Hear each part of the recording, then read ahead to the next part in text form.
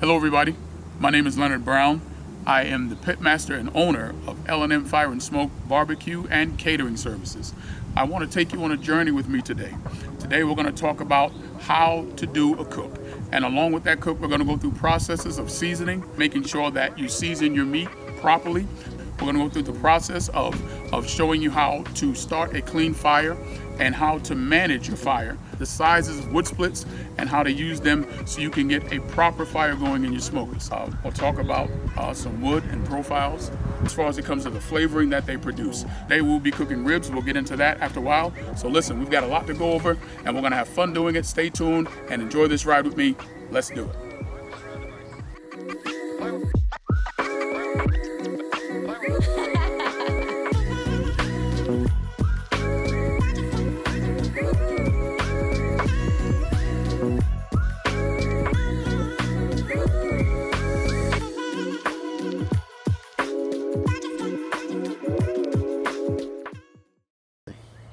All right, so now that we've got our smoker heated up to about 250 degrees and we've got a clean blue smoke burning out the stack, now it's the perfect time to go inside and season our ribs. Let's go.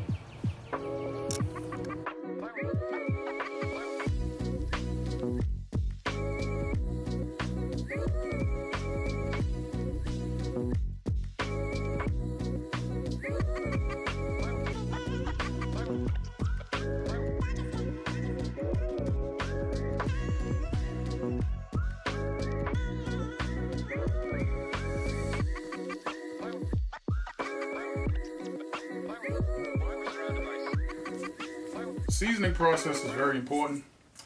I make my own seasonings, own rubs, whatever you want to call. I make my own blend. I used to go out and buy store seasonings all the time, but man, I was like, you know what? Business now. So why don't we try to create something that has your signature to it, that has your name on it, and something you can feel confident with. So this is what I do. You definitely want to have a base of salt and pepper in everything that you smoke. There's a reason for that. Salt penetrates the meat, which gives the meat the opportunity to gain that exact flavor profile, and it also brings out the moisture in the meat. So you want your meat to sweat a little bit when you're adding salt to it. So it actually penetrates the meat, gives that meat the flavoring on the inside, because you just don't want the flavor to be on the outside of the meat. You want to be on the inside of your meat too. So the salt does that. And then the pepper, when you're smoking meat, smoke loves pepper. So what it does is it basically attaches itself to the protein and it causes a good bark to create and a good bark to form. So, I use a 50-50 blend of, kosher salt and 16 mesh black pepper. I do use that, and those two right there are the ones that actually work the best for seasoning proteins. They'll stay on longer, they penetrate more, and the smoke from the offset smokers attaches themselves to it a lot better. I also use for my ribs paprika. Paprika gives it that nice red color.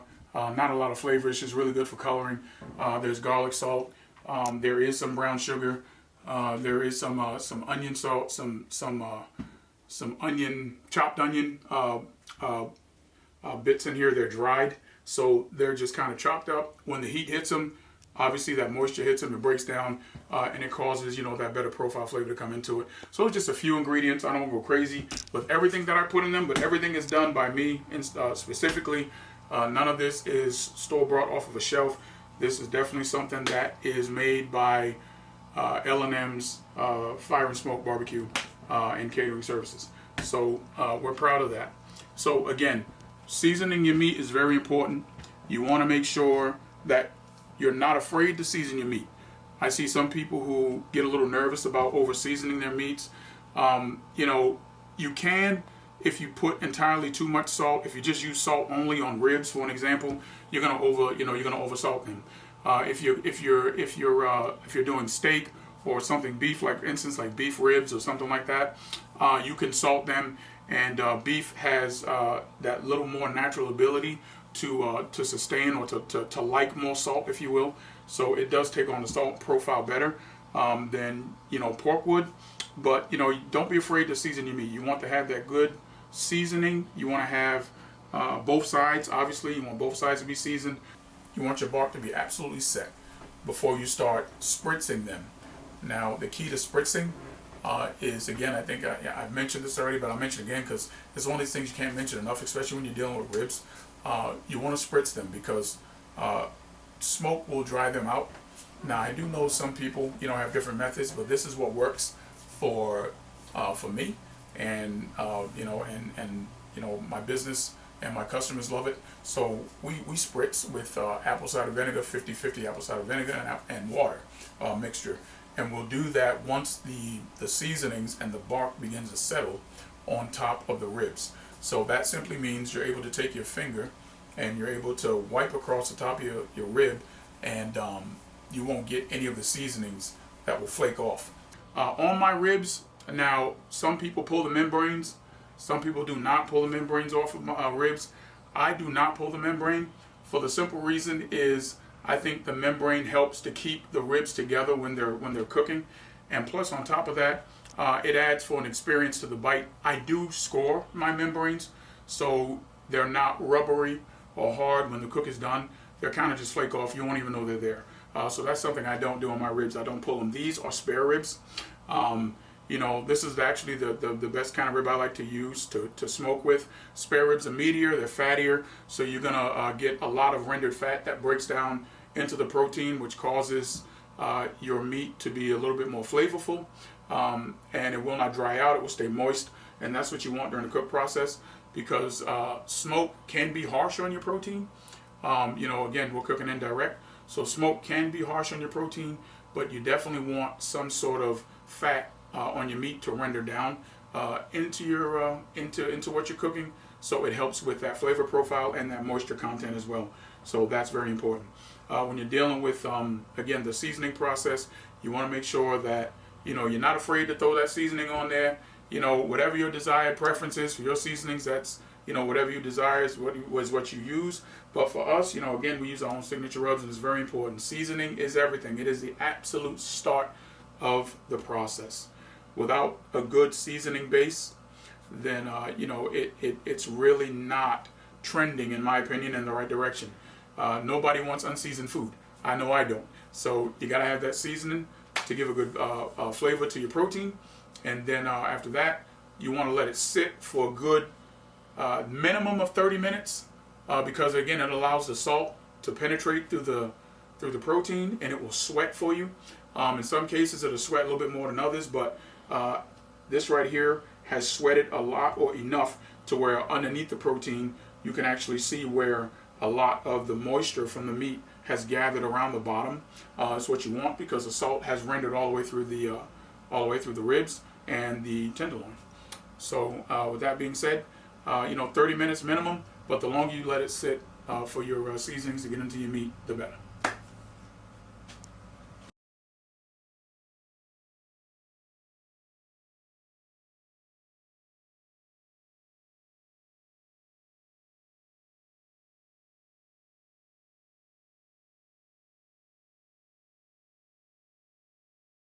All right, now that we got our ribs seasoned, let's get them on the smoker.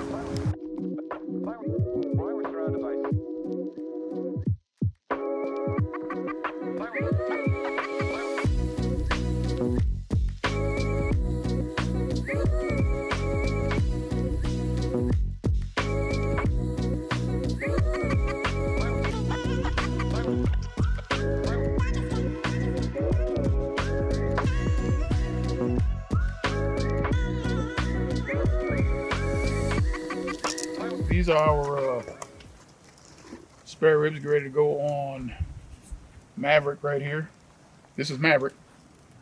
Get some gloves on.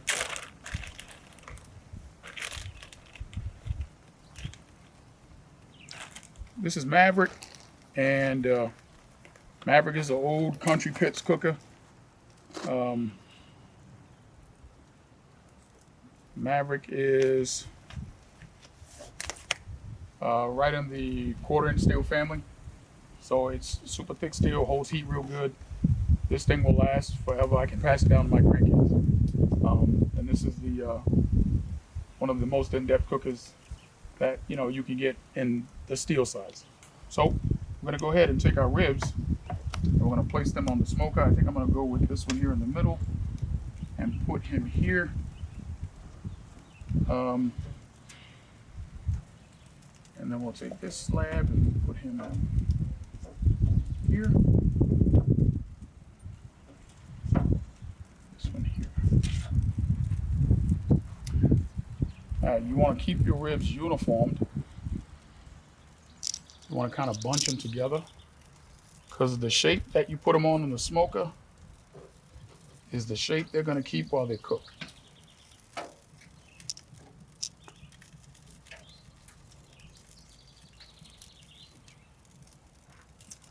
And that is how they look loaded.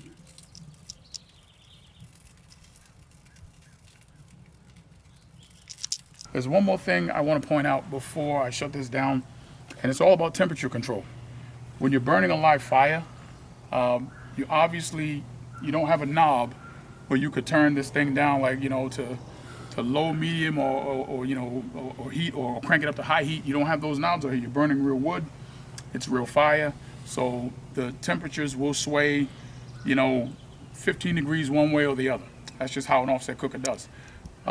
So how do you manage the temperatures? How do I manage the temperatures? Well, we manage the temperatures by probe. So we have an internal temperature here with a probe that is connected to it, which is right here in front of this rack of ribs. And this probe right here, which is connected to the reader right here, which is reading currently 210 degrees Fahrenheit, tells me the internal temperature of the cooker itself, okay, which is absolutely important to monitor, because you're trying to keep this thing to where you don't reach over 300 degrees doing ribs. If that happens, you want to try to back down your fire a little bit. You may have to remove a split to take it and put it. What we have is we have an ash bucket back here that we'll put splits in if the fire gets a little bit too crazy, to try to tame it down a little bit and let it keep a temp of, the proper temp is 250 degrees to 275 degrees is where we try to be. So this right here is a very important element. I also have this reader as well. I can walk away from it, and this reader will also tell me the temperature of what's happening inside the offset smoker. So as I walk away, no matter where I'm at, if I have to run in the house real quick, or if I have to, just grab something and come back out, this will definitely still let me know what the absolute temperature is of what's being cooked, and which is a good thing. As you can see, it reads 172, matches this one right here. They both read the same, and it has a great distance, so it just helps me monitor the temps.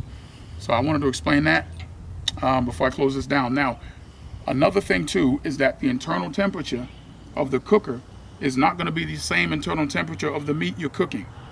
So it's important to have another probe, which I do. I've been doing this so long, I can actually just look at my protein and tell when it's reached a certain degree to where it will be time to wrap them. So you want to make sure that just by looking at what this temperature says on the probe, you don't get it confused with it being the absolute temperature of the meat, because it's not the same. This right here could read 275 degrees inside the cooker, and your internal temperature inside your protein could read 130 degrees. It just varies on the actual piece of protein, how long it's going to take for things to break down, and how long it will take for it to cook. When you're dealing with ribs, I like to let my ribs get to about 170 internal before I wrap them in foil, and I'll use butter, and I'll use some barbecue sauce to wrap them up in foil with. Sometimes brown sugar and honey, it just depends on the profile I'm looking for. And then the wrapping them in foil is actually called the Texas Crunch. It allows the cook process to pick up a little bit more, to where you're able to get the tenderness from the ribs that you're looking for. So you'll get that bite to where the ribs come off the bone, but won't fall off the bone like, real sloppy. So you'll be able to hold that bone, enjoy every bite until that bone is completely empty. And that's what eating ribs is all about. You want to have the experience of holding that bone, taking good bites, still having that meat on the bone to take another bite. It's all about that good experience, whether you're dealing with pork ribs or beef ribs. It's the same concept. So again, the temperatures will definitely read different from one to the other. And you got to make sure that you understand that concept, along with making sure that you're going to run into what's called the stall. And the stall with ribs normally come in around 170 and that means the stall basically means that you have your meat. I'll explain this too as briefly as possible. When you're dealing with the stall simply means that your meat inside wants to cool itself down. It's just like when you sweat. If you're doing a workout and you start sweating, that is your body's way of cooling itself down because your body is getting hot and the sweat process causes it to cool. It's the same thing in reference with protein. Protein gets hot, and then as it is cooking, it's hot. It wants to try to cool itself down. So all the juices that are within the protein will begin to congeal, right? They'll begin to tighten up, and they won't release, which will cause the internal temperature of your meat to stay at the degree it is, no matter how long it's been on there. So it could be in the stall for 2 to 3 hours, and it will stay in that same temperature. That's why the Texas Crunch is important. Where you wrap it in foil, you'll go ahead and break that stall, because what you're doing is foil is a heat conductor, and it's automatically going to force all of the moisture that it's trying to tighten up in your meat to loosen, and it causes that stall to break to where you're able to get the tenderness to where you want it to be. The internal temp of ribs, you want them to be right around anywhere from 202 to 205, and that's the internal temp doneness on ribs that you're looking for before you pull them off.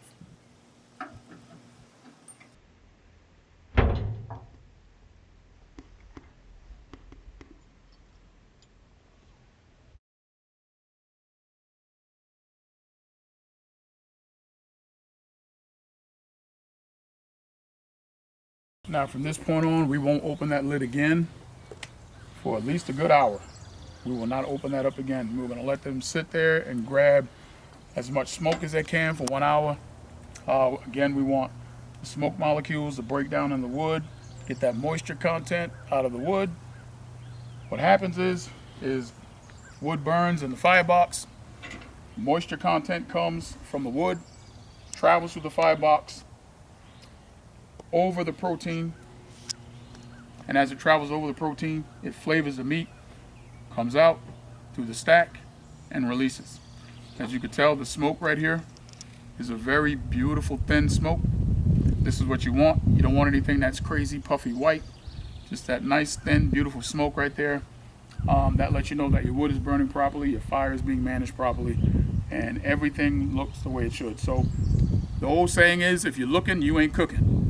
So you want to keep this thing closed up, let it do its thing for about a good hour, and we'll check on it after an hour. But we'll keep managing the fire. We'll add about maybe one to two splits every 45 minutes or so, just to keep the fire going and to maintain the temperature. Right now we're roughly around 280 degrees. That's just because we've adjusted our logs in here, our splits. So that'll come down momentarily, and it'll relax. But right now we're in a good position. We're gonna go ahead and let this do what it's gonna do, and 1 hour later we'll check back on it, and we'll start getting a bark formation starting to happen probably within the next 2 hours or so. How do you know you have a bark formation? You know you have a bark formation is when you're able to take your finger and rub it across your seasonings that's on top of the meat, and when those seasonings do not come off on your finger, they stay adhesive to the meat, and you know you're creating bark. That means your seasonings is literally attached to the protein and it will not come off, and that will be the perfect opportunity to introduce a spritz such as apple cider vinegar, which is what I use. I use apple cider vinegar and water, probably a 50-50 blend.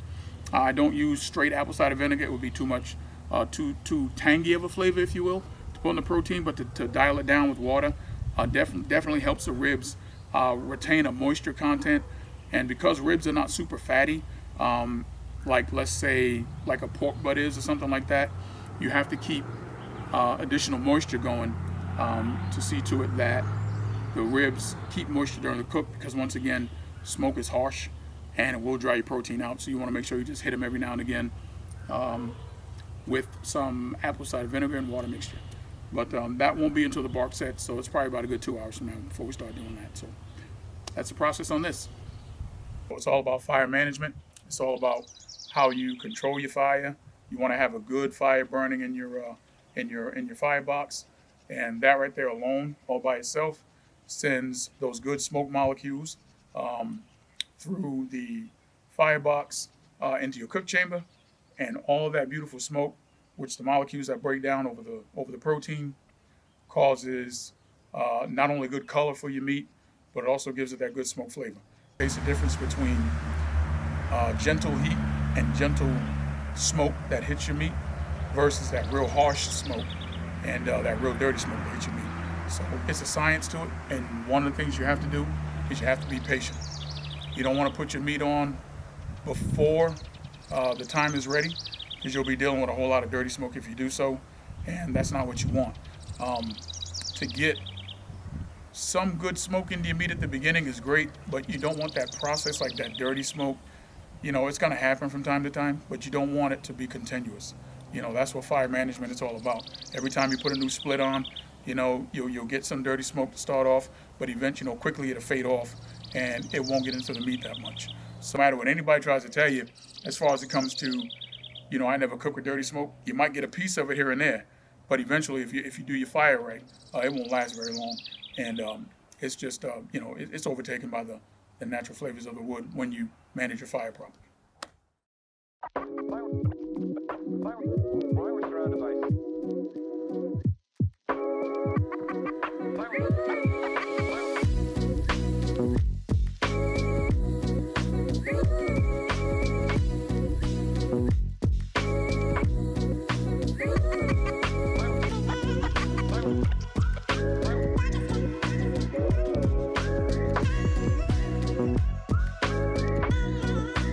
Alright, so this is after the ribs being on the smoker, just a bit of a continuation from the smoke process. We left off with putting the ribs on the smoker, letting them go for about 2 hours before we checked them. The cook process went pretty good. These took about maybe 4.5 hours or so to completely get to a 202 temp, which is what you want internally. I let them go to about 170 degrees internal temperature at roughly about 250 degrees to 275, 285 degrees inside the cook chamber, which was the heat source that was provided by the wood we used, which, by the way, the wood source we used for this cook was pecan wood, which is a real good wood. If you haven't used pecan wood, it's an absolutely fantastic wood. Gives off a good nutty flavor. It is a little sweet, and we used pecan wood for that, which just a little bit of Texas post oak too. I know Texas post oak, but that's where you mainly find post oak from, is in Texas. So it's post oak mixed in with this, just to give it a nice little kick with a bump of flavor, and it actually worked out really well. It's a good combination to use, and we'll get into more of that in a little while. But once we got that done, we went ahead and wrapped them at 170 degrees and let them cook to tenderness to about, again, 202 to 205 internal temp. Once we got there, we went ahead and glazed them with some barbecue sauce and let them rest for a little while, roughly about 45 minutes. I wouldn't normally let my ribs rest more than an hour. 30 minutes is okay, but an hour max. It gives everything the opportunity and time to settle back down, so all the juices can relax and everything gets back together, so it's easier to cut. So this is the end result. We've already got some cut up, which they're cut and they're glazed, and I'm just going to lift one up now so you can take a look. The bark on these were absolutely great. Again, when you're smoking, before I lift one up, when you're smoking these, you want to make sure that your bark is completely set. You want your bark to be absolutely set before you start spritzing them. Now, the key to spritzing is, again, I think I've mentioned this already, but I'll mention it again because it's one of these things you can't mention enough, especially when you're dealing with ribs. You want to spritz them because smoke will dry them out. Now, I do know some people, have different methods, but this is what works for me, and my business and my customers love it. So we spritz with apple cider vinegar, 50-50 apple cider vinegar and water mixture. And we'll do that once the seasonings and the bark begins to settle on top of the ribs. So that simply means you're able to take your finger and you're able to wipe across the top of your rib, and you won't get any of the seasonings that will flake off. So once the bark is set, you can wipe, and literally nothing will come off. And that means it's time to start spritzing, because you want to keep that moisture content going on with your ribs while they continue to cook. So now that, again, the bark head set, we got to the 170 internal temp. Basically, it's in the stall. We went ahead and wrapped it with the Texas crutch using foil and let them get the tenderness to about 202 to 205. And then after that, we went ahead and let them rest. And then I like to re-sauce them just to give them that extra little bit of sauce profile. Sometimes some people want them sauce, some people don't want them sauce. It just depends on the customer's preference. But today they're sauce, and I just wanted to give you guys an overall look at the end product. These are cut up. This is a rack that has been cut. I'm going to pull it up here and just let you see the end result. There is sauce coming down. I apologize for that, but you can see there is a smoke ring around. The texture is nice. You can see how tender the rib is once I push down on it here. Very nice and tender meat. This is definitely one of those clear bites where you can bite right into it and absolutely get to the bone.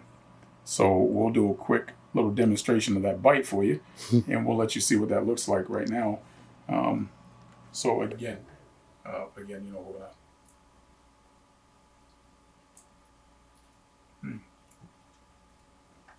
Clean bite. No struggle at all.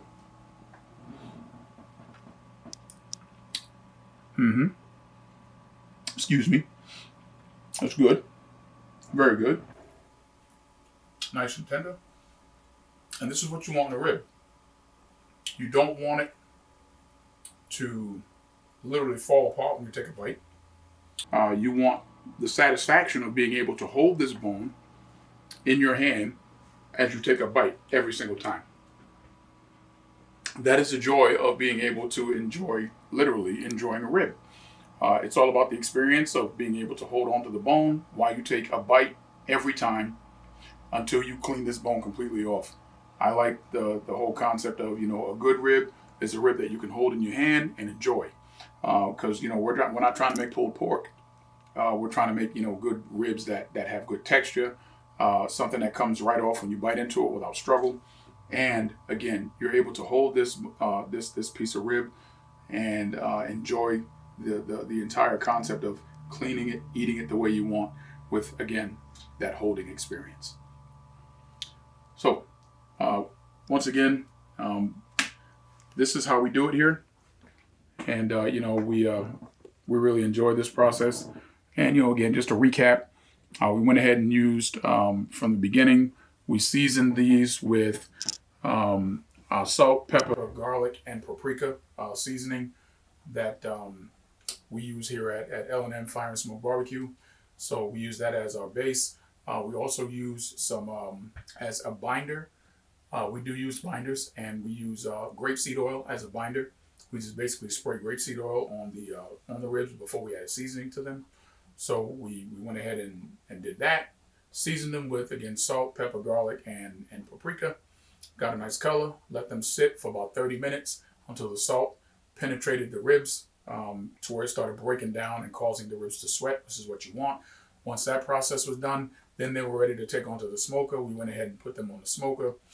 We let them go for 2 hours without checking them or without spritzing them, without doing anything to them for 2 solid hours, letting them get all that smoke again from the pecan wood and from the post oak that was used during the cook. After the 2-hour process, we went ahead and checked to see how the bark was forming.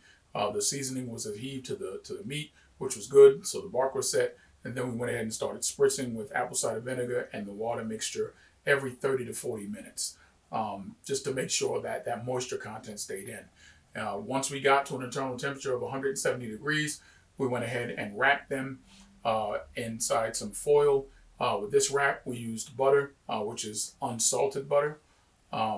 We like to use unsalted butter in our wraps, and also with just a little bit of spritz of apple cider vinegar and water to help out with moisture. And then we use some barbecue sauce in there as well, just a little bit to help coat the ribs and to help them cook. Normally, sometimes we'll use brown sugar and honey. This cook, we did not do that. We went just a little bit less, and that's the profile we used for the cook on today. And once they were wrapped, we let them go until they reached the internal temperature of 202 degrees, brought them in, let them rest for about 45 minutes, and cut them and served them. And voila, again, here's the end result. Nice clean bite, no struggle, beautiful, perfect spare rib.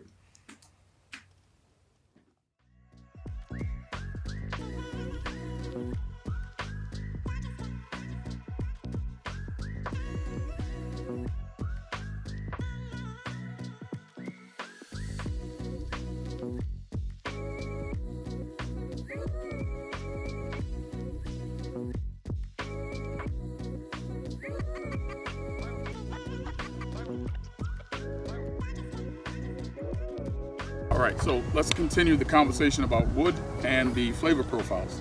So this stack right here is our maple wood stack. And this maple wood, all of my wood, first of all, is all local. I do have a local wood supplier who brings my wood to me. It's all from this region, which is important. Just try to go crazy to try to find different kind of woods. Just use what's available to you, and learn it, cook with it, and have great barbecue. So this is maple wood. Maple wood is actually good wood. It is sweet in nature. It is a hardwood. Of course, it's from a maple tree. You have to let this one absolutely cure. It takes about a year to cure because there is a lot of sugars in this wood. When you do split it, and it is green, green wood basically means it's just fresh wood that's been cut down. And green wood is absolutely hard to burn. You need to let that stuff kind of dry out. Again, for at least a year before you start using it. You want the sugars to die down in the wood. So when they do smoke and you do start using them, you'll get that flavor profile through the wood as it burns, and versus it's smoldering and giving off that terrible resin or dirty smoke. So maple wood gives off a sweetness to your profile, to your meat. It's absolutely good to blend. Personally, here at L&M Fire and Smoke Barbecue, we do not use maple wood as its own sauce. We do like to blend it. We do like to mix it. Again, we'll mix it with white oak, or sometimes we'll mix it with the red oak, because maple wood needs that little bit of assistance with a harder wood, because maple wood it is hardwood, but it does burn fast and it does burn hot, so it has an effect on your coal bed. So one thing you want to make sure that you keep going in your offset smokers is a coal bed, and you need to use harder woods like white oak or red oak or hickory or something like that keeps a good coal bed going. Maple wood burns long, but it does burn fast. So if that makes sense, it will burn long, but at the same time, when it is done burning, it does not produce the coal bed that you're looking for to continue to sit more splits on to keep that fire going. But its flavor profile, it's sweet. It's not overly sweet. You can definitely taste the flavoring from the wood. It does have that almost like maple syrup kind of taste to it. And that's why it's one of those woods that you can definitely blend with another wood to give off something else to mix with that flavor. And it is a very good source of wood to use. So we take pride in using maple wood here, but we do not, again, burn it on its own. We do mix it with other woods here at L&M Fire and Smoke Barbecue. Hickory is a boulder wood. It is a nut tree also. It is from the nut tree family. And this hickory wood in particular, when you smoke with it, it does give off like a bacony kind of flavor. Hickory does give off that kind of bold, robust flavor profile that you're looking for. So imagine taking a piece of bacon, if you will, and wrapping it around another protein. And even though you taste that protein like chicken, you still taste the chicken, but you also get that strong taste from the bacon. And this is what this wood does. It's a strong, bold flavor type of wood. It burns clean, it burns hot, it burns long. Hickory takes a good while to break down. A lot of people like using hickory, especially we like to use it here at L&M Fire and Smoke Barbecue, because you really don't have to use a lot of it. One split goes a long way, and it does produce great smoke. Once you let it sit there and let it cure, you want to make sure that the moisture content is at less than 20%, and the flavor you get from it, the profile you get from it, is absolutely phenomenal. Again, it's more robust, it's more bacony-like, and it definitely does stand out. I don't use strictly hickory wood. in any kind of cook. I'll normally blend it with cherry wood, which we'll get to here in just a second. White oak is a very neutral wood. It is probably one of the best woods out there that you can use for barbecue. And I say that because white oak is mild in flavor, it is gentle. You can burn this wood and only this wood for whatever cook you choose, and you wouldn't have to add anything to it to offset the flavoring. It does give off a nice vanilla hint flavor, which is very mild. It does give off some sweet notes, but not overpowering. The good thing I like about white oak is that white oak allows you not only to taste the smoke on your protein, but it also allows you to taste the meat at the same time. So this wood will not overpower your chicken. It will not overpower your ribs. It will not overpower your beef ribs, pork ribs. It will not overpower, if you like lamb, it will not overpower lamb. It will not overpower, even if you're smoking some salmon, it will not overpower salmon. It will allow you to get the flavor of whatever you're trying or whatever you're eating to still be there and to exist. Also with a touch of smoke, a hint of vanilla smoke flavor that comes from white oak, which gives it that extra boost or that significant taste that you'll love in every bite. So white oak is it is the leading wood that we use here at L&M Fire and Smoke Barbecue. We love it, and every time we put something on the smoker, 9 times out of 10, we're using white oak. Apple wood is a very hard wood to find here in my region. You know, we do use it, but we use it sparingly because apple wood is so hard to find here in my region. Apple wood has a very mild flavor to it. It is not significantly sweet at all. A lot of people, when they think of apple, they think of sweetness. Apple gives off a very mild flavor. You would have to burn a lot of apple wood to get a really strong flavor in your protein. So apple is good. It burns good. It has a great smell to it. Imagine what a sweet apple smells like, and that's what this wood will smell like when you burn it. It does give off that richness, that smell in the air. You know, it does, you know, wake up your senses. And but when you go, if you just try to use this on its own, and you try to just do this predominantly cook, one thing for sure is it's gonna burn a little bit too fast. Apple wood is a fruit wood, and it's more of a soft wood. So soft woods do not burn as long as hardwoods do, again, such as white oak or hickory or maple wood.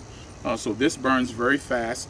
It does not create great coal beds, but you can add splits from time to time to add a very mild flavor to your proteins and what you're cooking with.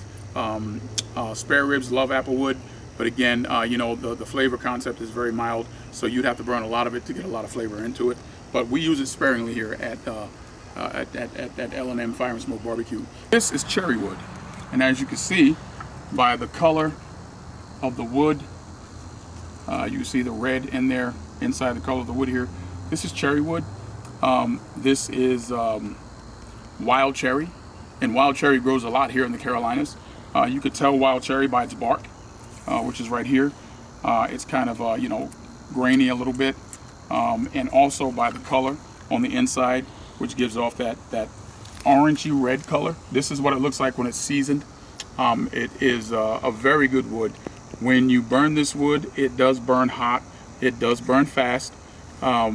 Cherry wood is a little bit more forgiving than apple wood.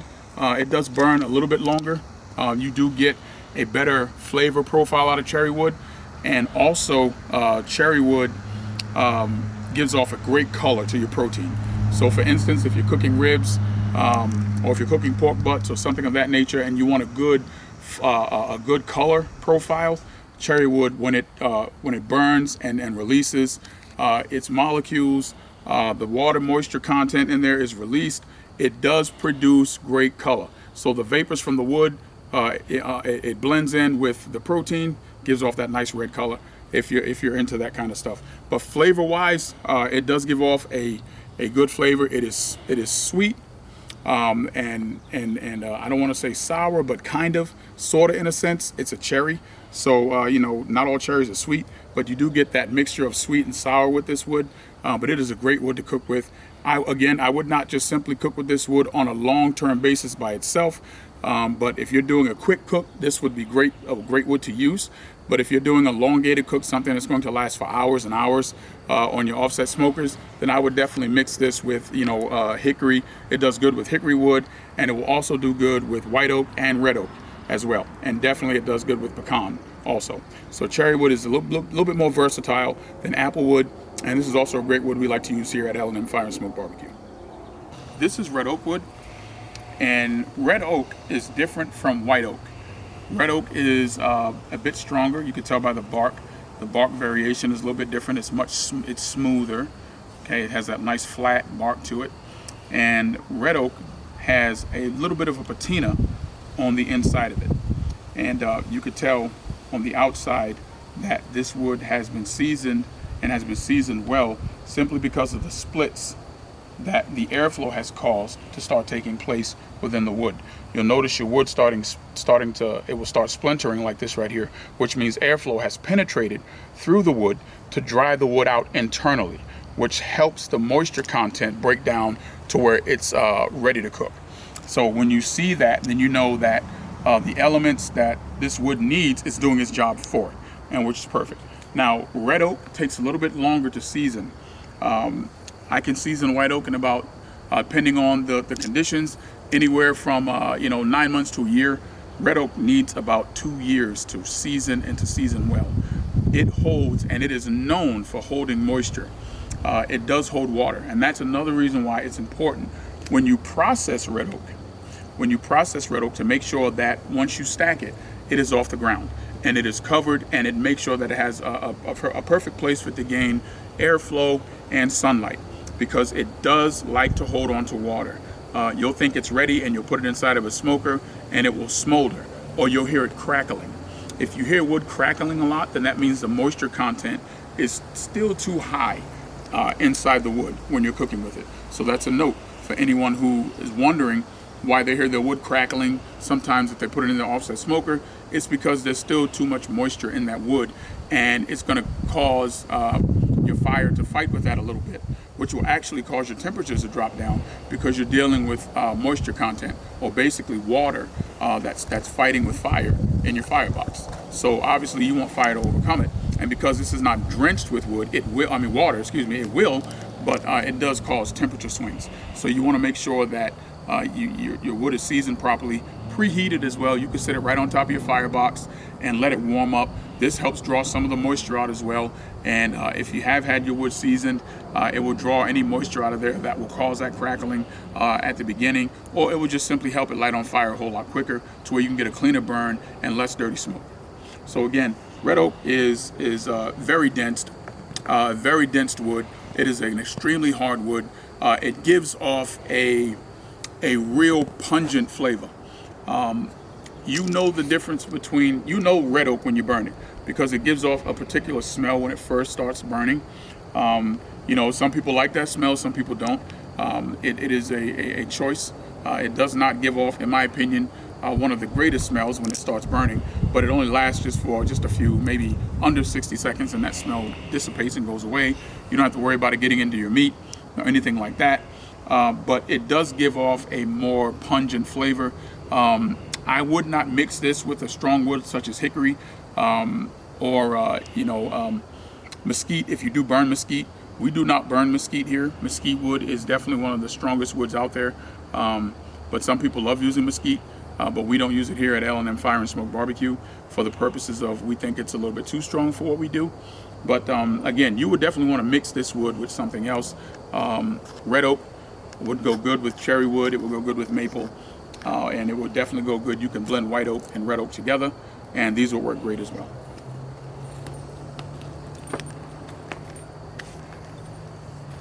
We've talked about hickory, we've talked about apple. This is our white oak stack, where we keep some of our white oak cut down into smaller splits here. And now we're looking at pecan. This is a small piece of pecan wood that we have. Now, pecan wood is a nut tree also, just like red oak is a nut tree. Pecan wood is a nut tree. It basically grows pecans, and everybody loves pecans, I guess. But it is a wood tree that gives off a nutty flavor. This really actually gives you a pecan profile, a real nutty sweet flavor when you burn this, and those the moisture from the wood adheres to your meat. It gives off a nice brown color, which is like a bronze color almost, if you will, to your protein, which sends off a real beautiful product. And not only that, but again, the content of the flavor that it gives off is phenomenal. A lot of people love pecan wood. I love pecan wood. We love it here at L&M Fire and Smoke. It is difficult to find pecan wood in this region, but it is available and I can get it. So, you know, but at the same time, this is definitely one of the woods that, you know, we do like to smoke with, but again, we use it sparingly. We don't go crazy with it because it's one of those woods that's not in our region that we can get easily. And it does have a slight expense to it, if you know what I mean. So again, very nutty, very sweet, great flavor, great color profile. Doesn't take long to season, anywhere from 9 months to a year. You'll get that good smoke profile from this. Absolutely great wood to use. We love it here at L&M Fire and Smoke Barbecue.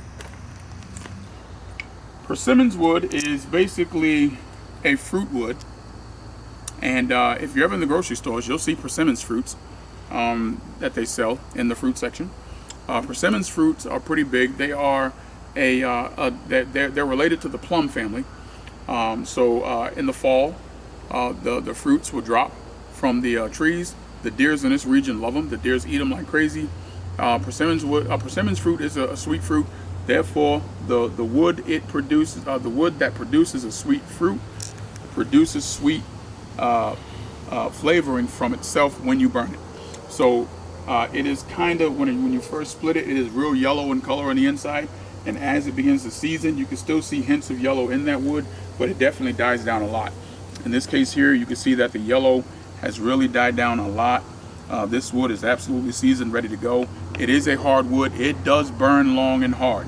A lot of people who do have these trees, when they are cut down, companies desire these because they do make a lot of furniture out of persimmons wood. But what people don't know is that you can also smoke with this wood. It gives off a great flavor profile. It is a long burning wood, and if you can get your hands on it, I would recommend it. However, it's one of those exotic woods, if you will, to where people don't even really know about this, and they rarely even use it because they don't know about it. But if you do get your hands on it, I would encourage you to give it a shot. You would really like it, and we love it here at L&M Fire and Smoke Barbecue.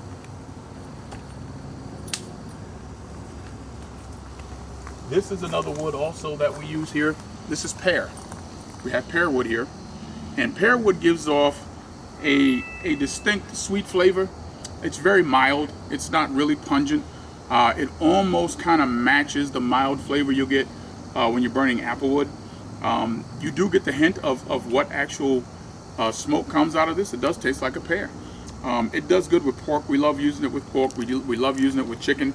It's not strong enough with beef, anything like that. It doesn't give off an enough flavor profile when you're using beef with it. But if you're using chicken, chicken is very delicate to smoke. It will take on smoke really quick, whether it's a light smoke or a stronger smoke. And pear wood does a job with chicken. It also, again, does a job with pork. Marries real good to it. Gives off, again, like a nice sweet flavor. It's very mild. Again, you can kind of put it in the same category as apple. You would have to burn a lot of this on its own to get the actual sweetness you would look for. So if you're doing elongated cooks, I wouldn't recommend you use this as its own cooking source. I would definitely blend it in to try to help stretch, stretch that flavor profile out to where you'll be able to get the hints of it in your protein. But again, we love pear wood. If you haven't tried it, get you some. It's a really good product to use, and we love it here at L&M Fire and Smoke Barbecue as well. One of the woods that we use that I have not shown you, I'll just explain to you, it's called birchwood. And birchwood is from, it's European wood. And we like to use that as a fire starter in our fire boxes. Birchwood has a distinctive bark that is very flaky, and it catches really quickly. And it also burns fast and burns hot, but it also produces a really good coal bed. And it also gives off a very nice, mild vanilla smell. The smell is not as strong as the vanilla smell you will get from white oak, but you could smoke with that wood as well. But again, it would take a lot of it to get the profile going. But here at L&M Fire and Smoke Barbecue, we just use it for a good fire starter, and that's how we get our coal beds going. with birchwood. Very good wood to use just to get the process started. So if you see birchwood in your region or in your area, pick up a bag or pick up some, use it, because I guarantee you it'll definitely you'll definitely be on the right track, starting a good fire, getting things going. What we don't like to do is we don't like to use our cooking wood that we have to start the fire. We want to use that wood to flavor our protein. We don't want to use that wood to start our fires with. So that's why we use birchwood at the beginning to get a good coal bed going, and then we'll start stacking it with the wood profiles that we'll use on that day to produce whatever flavors we're looking for in that specific cook for that specific time period. So this is all the wood that we use here at L&M Fire and Smoke Barbecue. We hope you get some good information from this, and if we get different kind of flavor profiles of woods and things that we'll look for, we're always in the market of trying to find or try something different than what we use. We'll be glad and happy to share that with you. But this is what we love to use right now, and this is what works for us here at L&M Fire and Smoke.